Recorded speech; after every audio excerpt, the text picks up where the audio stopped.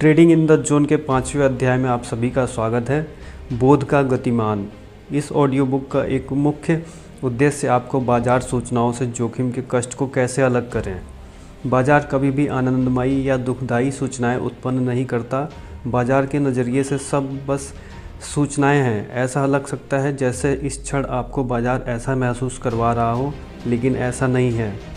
यह आपका मानसिक ढांचा है जो आपको यह सिखाता है कि सूचनाओं को कैसे समझें, कैसा महसूस करें और इसके परिणाम स्वरूप आप प्रवाह में फौरन प्रवेश की सहायक मन स्थिति में हैं या नहीं।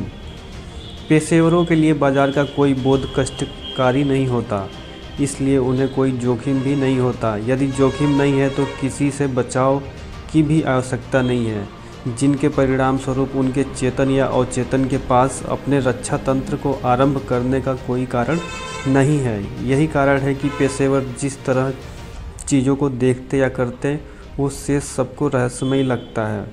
वे प्रवाह में होते हैं क्योंकि उन्हें अनंत अवसरों के बहाव को समझते हैं, और जब प्रवाह नहीं होता तो उनमें वो सर्वोत्तम इसे भांप जाते हैं और इसकी क्षतिपूर्ति के लिए वे संतुलन बनाते हैं या ट्रेडिंग से दूर रहते हैं। यदि आपका लक्ष्य पेशेवरों की तरह ट्रेड करना है तो आपको बाजार को बिना पूर्वाग्रह के निष्पक्ष नज़रिए से देखना होगा।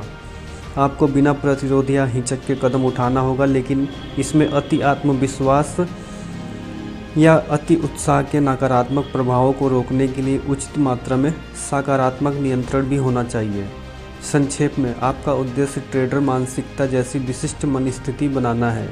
जब आप यह कर लेंगे तो आपकी बतौर ट्रेडर सफलता के लिए शेष सब अपने आप हो जाएगा। आपके इस उद्देश्य को हासिल करने के लिए मैं आपको बाजार के सूचनाओं के साथ अपने रिश्तों को पुनः परिभाषित करने के लिए तरीका देने वाला हूँ, जिसमें इसमें से किसी के भी जोखिमपूर्ण होने की संभावना कम या शून्य हो जाए। यहाँ मेरे पुनः परिभाषा कहने का मतलब आपके बोध को बदलना और ऐसे मानसिक ढांचों में काम करना है जो आपको भावनात्मक कष्ट में ले जाने की जगह उपलब्ध अवसरों पर मानसिक सॉफ्टवेयर का समस्या निवारण। दूसरे शब्दों में, हम अपने मानसिक सॉफ्टवेयर कोड की त्रुटियां दूर करके अपने मन को ठीक करना चाहते हैं।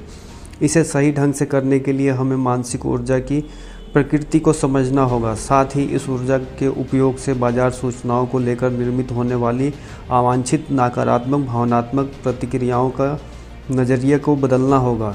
सीखने को बहुत कुछ है, लेकिन मुझे लगता है कि आप यह देखकर हैरान रह जाएंगे कि किस तरह कुछ छोटे बदलाव आपके ट्रेडिंग परिणामों में कितना अंतर ला सकते हैं। ट्रेडिंग का उद्देश्य अवसर के बोध के साथ शुरू हो जाता है। अवसर का बोध ना होने पर हमारे ट्रेड करने का कोई कारण नहीं होता। तो मुझे लगता है कि यही उचित है कि हम मानसिक ऊर्जा की अपनी पड़ताल की शुरुआत बोध की प्रक्रिया के विश्लेषण से करें। बोध का आधारभूत गतिमान क्या है? किन कारकों से तय होता है कि हम सूचनाओं को कैसे समझेंगे या उपलब्धता को लेकर क्या समझेंगे? बोध का हमारे प्रति क्षण अनुभव से क्या संबंध है?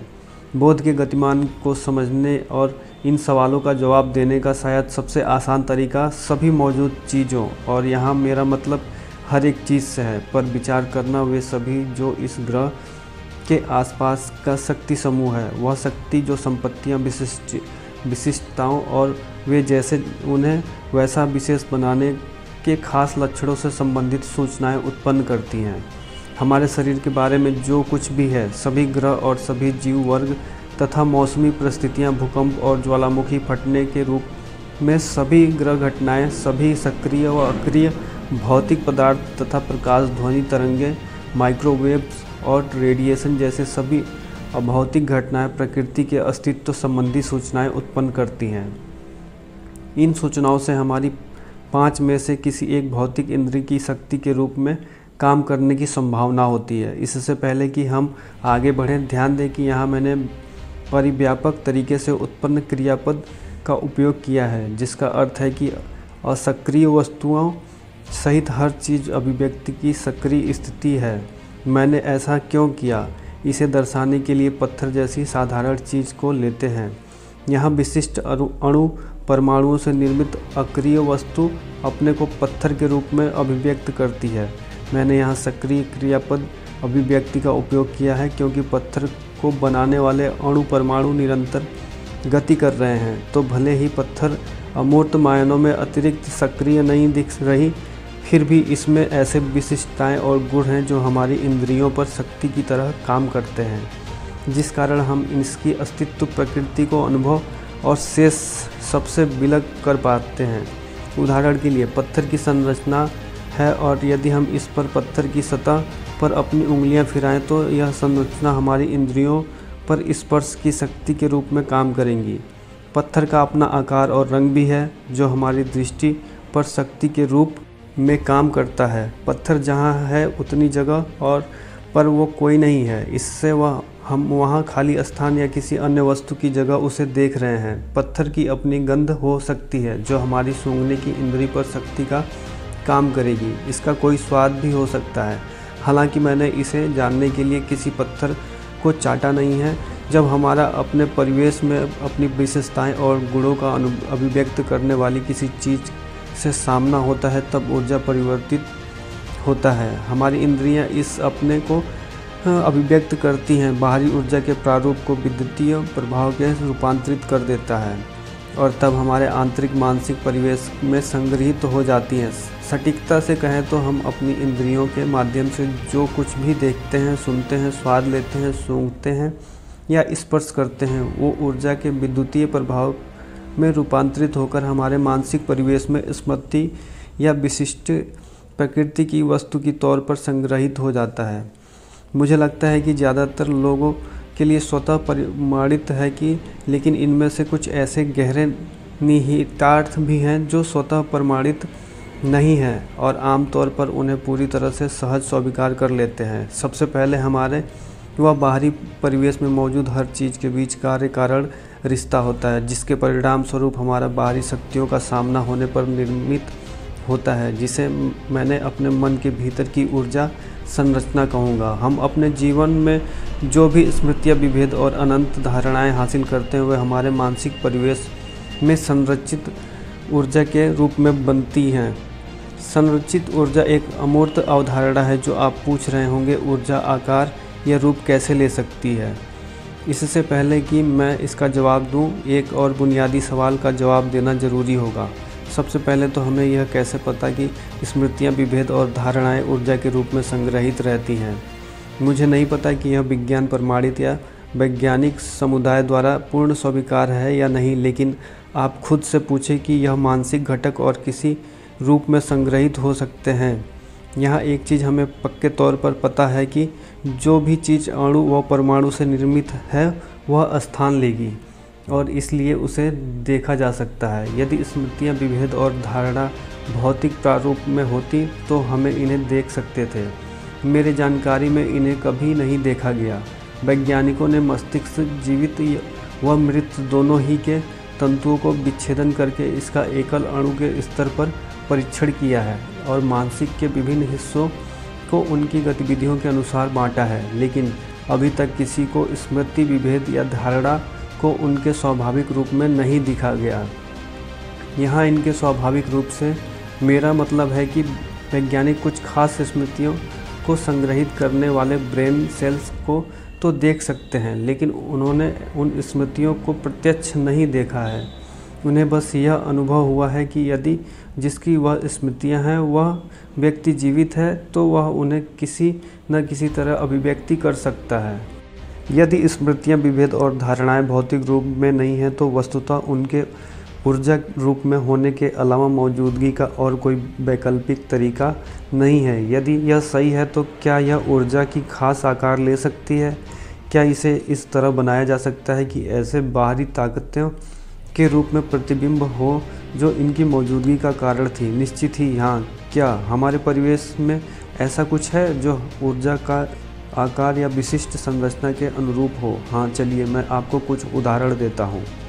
विचार ऊर्जा है, क्योंकि आप एक भाषा में विचार करते हैं, इसलिए आपके विचार उस खास भाषा की सीमाओं और नियमों में संरचित होते हैं जिनमें भाप विचार कर रहे हैं। आप उन विचारों को प्रकट करते हुए कुछ ध्वनि तरंगें बनाते हैं जो ऊर्जा की ही रूप होती है। आपके वाक तंतु और जुबान के संवाद से ध्वनि तरंगें बनती हैं, उनके आपके संदेश का विषय संरचित होता है। माइक्रोवेव्स भी ऊर्जा होती है। बहुत से फ़ोन कॉल्स माइक्रोवेव्स पर निर्भर होते हैं। इनका अर्थ हुआ कि माइक्रोवेव ऊर्जा को इस तरह संरचित किया जा सकता है कि वो संदेश को एक से दूसरी तरफ पहुंचा सके। लेज़र लाइट भी ऊर्जा है, और यदि आपने कभी लेज़र लाइट शो या लेज़र लाइट आर्ट देखी होगी तो वहाँ विशुद्ध ऊर्जा को आकार लेते देखा था, जो कलाकार की रचनात्मक इच्छा को प्रतिबिंब कर रही थी। यह सभी अच्छे उदाहरण हैं। ऊर्जा आकार, रूप और संरचित कैसे कर सकती है। निश्चित ही इसके अलावा और भी अनेक उदाहरण होंगे, लेकिन एक और उदाहरण है जो इस बिंदु को अधिक ग्राफिक तरीके से दर्शा सकता है। हमारे सपने बुनियादी रूप से क्या हैं? मैं आपसे सपनों का मतलब या ये नहीं पूछ रहा है कि आप उनका क्या उद्देश्य समझते हैं, बल्कि वे क्या हैं, उनका गुण क्या है। यदि हम यह मान लें कि अब सपने हमारी खोपड़ी के भीतर रहते हैं, तो वे अणु परमाणु से निर्मित नहीं हो सकते, क्योंकि वहाँ हमारे सपनों में मौजूद सभी चीज़ों के लिए पर्याप्त स्थान नहीं होता। सपनों के अनुभव भी उसी समान अनुपात में आयाम वाले होते हैं जैसे हमारे जागृत अवस्था में उन चीज़ों को जाना और अपनी 5 इंद्रियों द्वारा जीवन को अनुभव किया था। ऐसा केवल एक तरीके से संभव हो सकता है यदि सपने संरचित ऊर्जा प्रारूप में हो, क्योंकि ऊर्जा कोई भी आकार या आयाम ले सकती है, लेकिन ऐसा करते हुए उसे वास्तविक जगह की आवश्यकता नहीं होती। अब यदि आपको यह समझ नहीं आया है तो उसमें कुछ समुचित गहरी चीज़ है। हमने अपनी बाहरी परिवेश के परिणाम स्वरूप जिन स्मृतियाँ, विभेद और धारणाओं को हासिल किया है, उनका उदाहरण है जो हमने उस परिवेश के बारे में और उसके काम करने के बारे में सीखा है। और यदि यह स्मृतियाँ, विभेद और धारणाएं हमारे मानसिक परिवेश में ऊर्जा के रूप में मौजूद हैं, और यदि ऊर्जा स्थान लेती है, तो यह कहा जा सकता है कि हमारे पास सीखने की अनंत क्षमता है। मैं यह कहने के बारे में केवल सोच रहा नहीं, बल्कि यह कह रहा हूँ।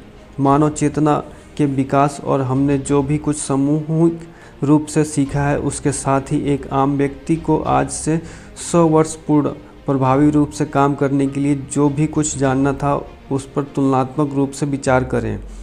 यहाँ हमारे सीखने का अनंत क्षमता न होने का कोई संकेत नहीं है। अंतर केवल इतना है कि इस वक्त हमें जो पता है और हम इस विस्तारित जागरूकता के परिणाम स्वरूप जो कुछ भी करते हैं, वो आज से 100 वर्ष पहले किसी भी व्यक्ति का दिमाग चकरा सकता है।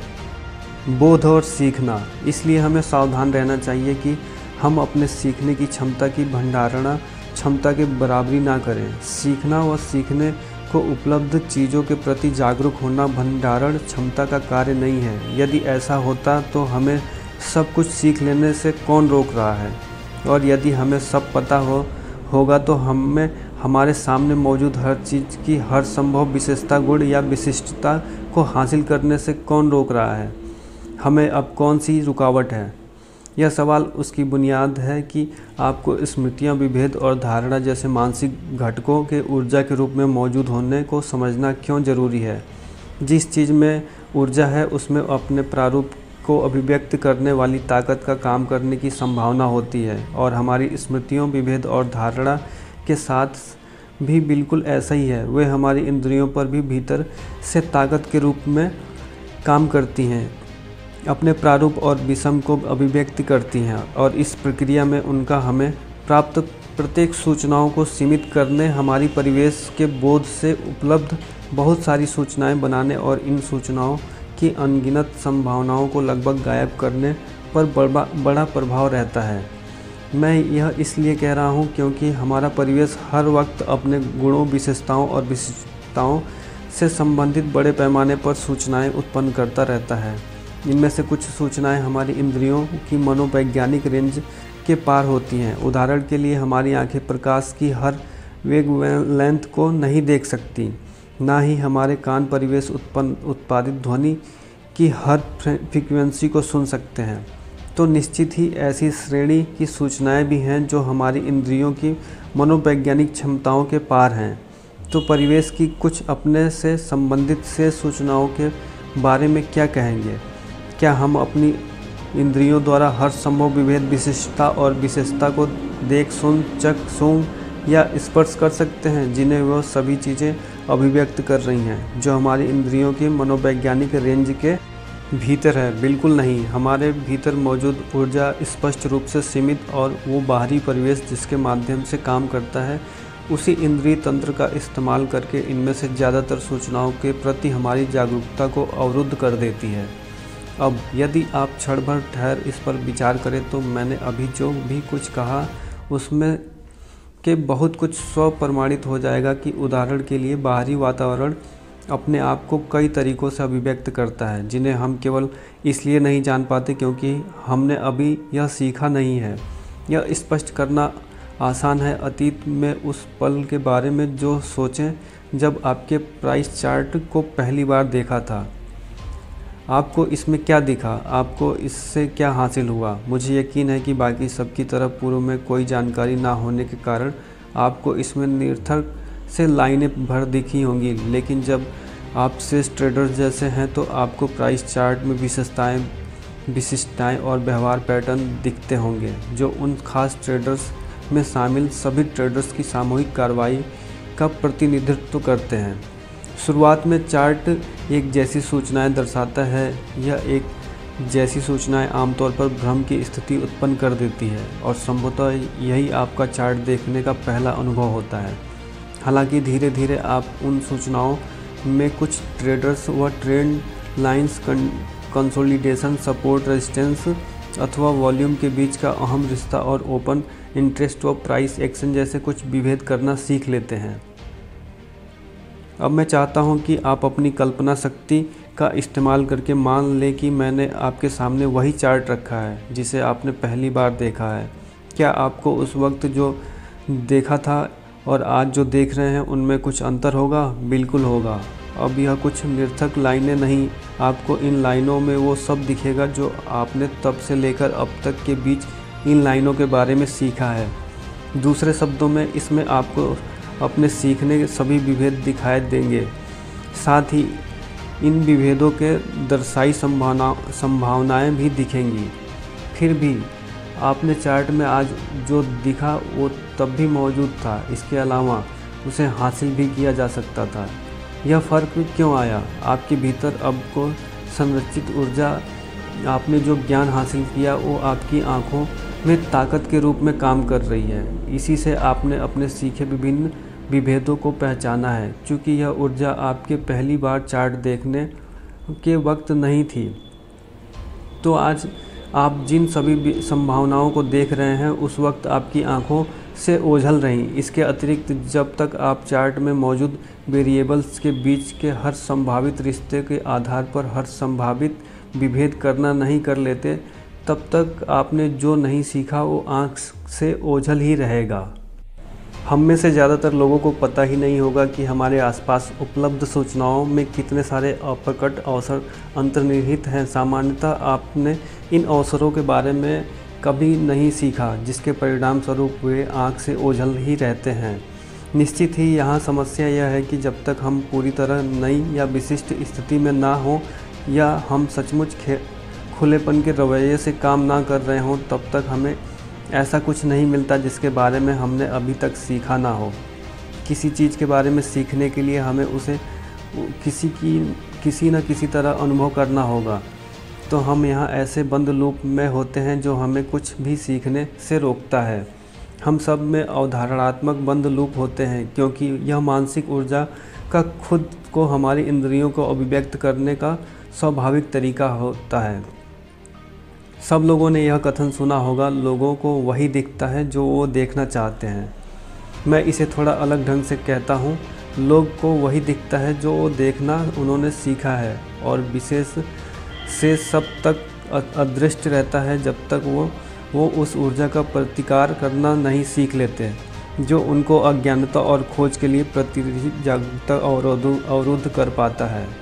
इस अवधारणा को दर्शाने व स्पष्ट करने के लिए मैं आपको एक और उदाहरण देता हूँ, जो दिखाएगा कि मानसिक ऊर्जा हमारे अपने परिवेश को जानने व अनुभव करने को किस तरह प्रभावित करती है, जिससे यह आपके कार्य कारण रिश्ते को वास्तव में उलट सके। किसी छोटे बच्चे की कुत्ते के साथ पहली मुलाकात को देखते हैं, क्योंकि यह बिल्कुल पहला अनुभव है, तो कह सकते हैं कि कुत्ते के मामले में बच्चे का मानसिक परिवेश कोरी स्लेट के जैसे होता है, जिसमें इसे लेकर कोई स्मृतियां नहीं है और निश्चित ही उस कुत्ते के स्वभाव के बारे में भी कुछ नहीं पता। तो पहली मुलाकात के वक्त बच्चे के नज़रिए से कुत्ता कुछ होता ही नहीं। निश्चित ही परिवेश के नज़रिए से कुत्ते मौजूद हैं और उनके पास बच्चे का अनुभव निर्मित करने के लिए उनकी इंद्रियों पर ताकत के रूप में काम करने की संभावना है।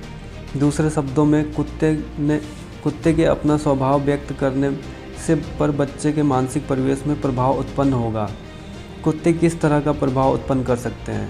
वैसे कुत्ते कई तरह की अभिव्यक्तियाँ करते हैं। कई तरह की अभिव्यक्तियों का मतलब है कुत्ते मनुष्य के प्रति बहुत तरह के व्यवहार करते हैं। वे मित्रवत, प्रेमपूर्ण, रक्षात्मक या खिलदंडे भी हो सकते हैं, या वे शत्रुतापूर्वक, लापरवाह या खतरनाक भी हो सकते हैं। जो उनकी क्षमता अनुसार उनके अनेक में कुछ व्यवहार हैं। इन सभी विशिष्टताओं को देखते अनुभव किया जाए और इनके बारे में सीखा जा सकता है। जब बच्चा पहली बार कुत्ते को देखता है तब उनके मानसिक परिवेश में ऐसा कुछ नहीं होता कि उनके साथ कैसा व्यवहार किया जाए।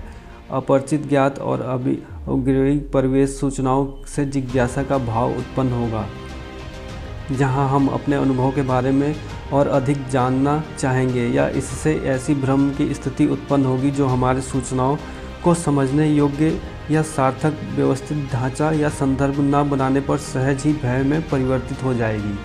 हमारे उदाहरण में बच्चे में जिज्ञासा की भावना जागी और वो अधिक इंद्रिय अनुभव पाने के लिए दौड़ता हुआ कुत्ते के पास गया।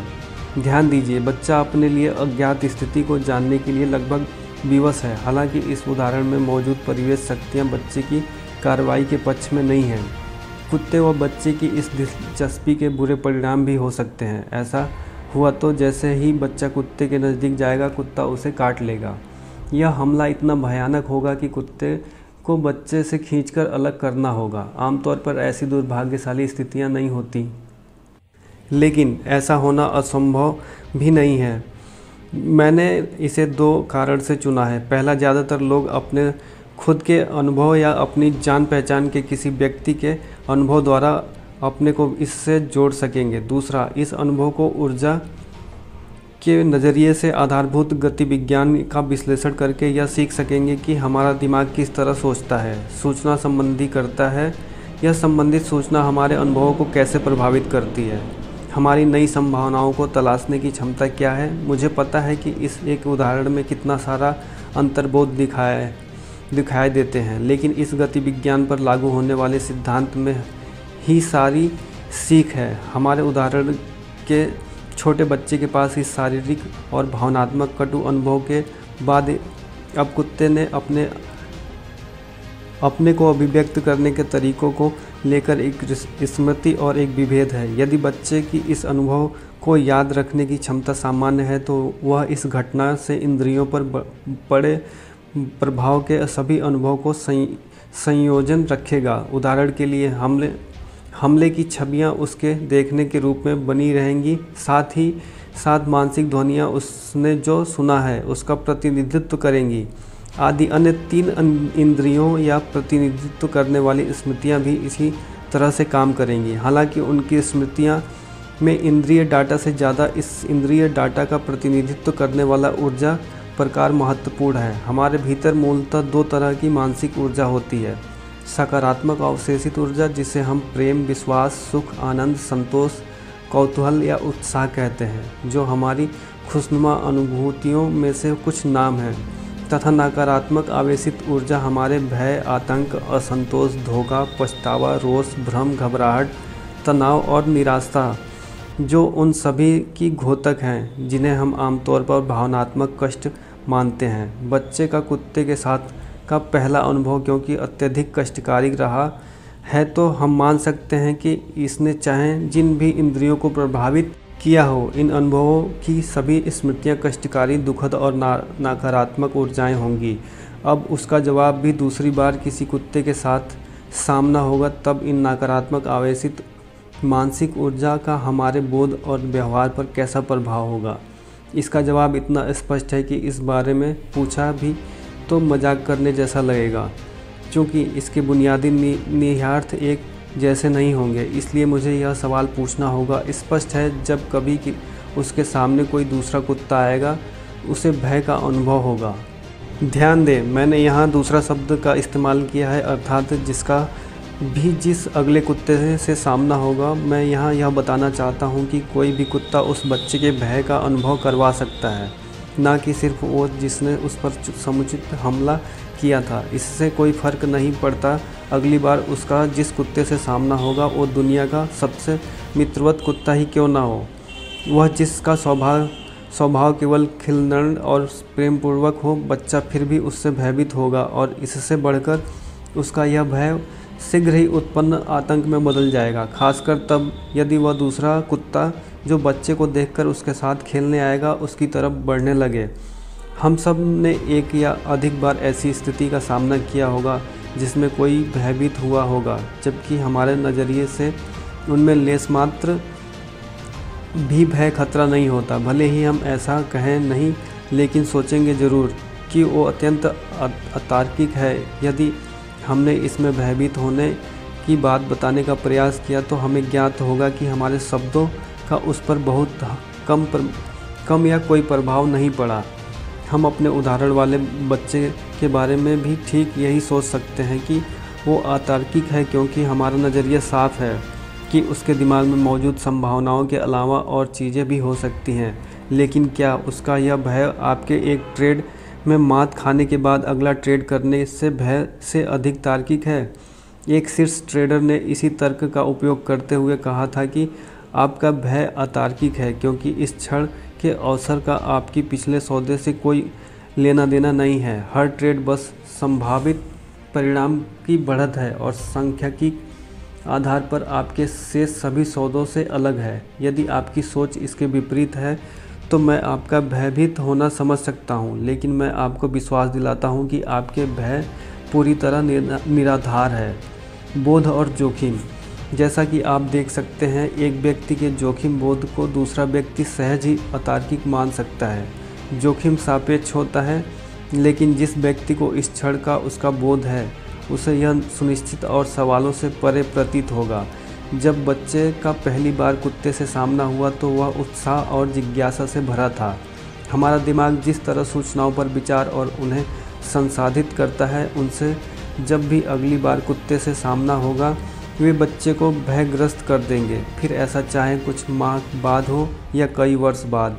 यदि हम इस भय के खतरे की स्थिति को से आगाह वाले अपने स्वाभाविक तंत्र के रूप में देखें तो यह दिमाग का उस बच्चे को स्वतः यह बताने का तरीका है कि अगली बार कुत्ते से सामना होगा भयभीत होने वाली चीज़ है। बच्चे की स्वाभाविक जिज्ञासा की भावना का क्या हुआ? निश्चित ही उसके लिए कुत्तों के स्वभाव के बारे में इस अनुभव से मिली सीख के अलावा अभी सीखने को बहुत कुछ है, खासकर इस आलोक में कि हमारे दिमाग के पास सीखने की अनंत क्षमता होती है और बात करके इस बच्चे का भय निकालने लगभग असंभव क्यों है। संयोजन की शक्ति। पहली नज़र में यह सवाल भले ही जटिल लगे, क्योंकि ज़्यादातर लोग इसका जवाब बहुत आसानी से दे सकते हैं। मुझे पूरा विश्वास है कि आप में से बहुत से लोगों को इसका जवाब पहले ही पता होगा। हमारे मन की जन्मजात डिजाइन विशेषता है जो हमारी बाहरी परिवेश में मौजूद ऐसी किसी भी चीज़ के साथ जोड़ती है या संयोजित करती है जो हमारे मानसिक परिवेश में स्मृति या विभेद के रूप में पहले से उपस्थित हो। दूसरे शब्दों में, बच्चे के कुत्ते से भयभीत होने का उदाहरण में इसके बाद उसका जिस दूसरे या किसी और कुत्ते से सामना होगा उसका वही कुत्ता होना जरूरी नहीं जिसके हमले से उसे भावनात्मक कष्ट का अनुभव हुआ था। उन दोनों के बीच संबंध जोड़ने के लिए बच्चे के मन में उनकी सादृश्यता की सामना पर्याप्त होना है। बतौर ट्रेडर आपका बुनियादी उद्देश्य कष्ट के खतरे को नहीं बल्कि उपलब्ध अवसरों को पहचानना है। अवसरों पर केंद्रित रहना सीखने के लिए आपको जानना और समझना होगा कि किसी भी मायने में कष्ट का स्रोत नहीं है। यह बाजार का किया नहीं है। बाजार अपनी अगली चाल के बारे में निष्पक्ष नज़रिए से सूचना उत्पन्न करता है।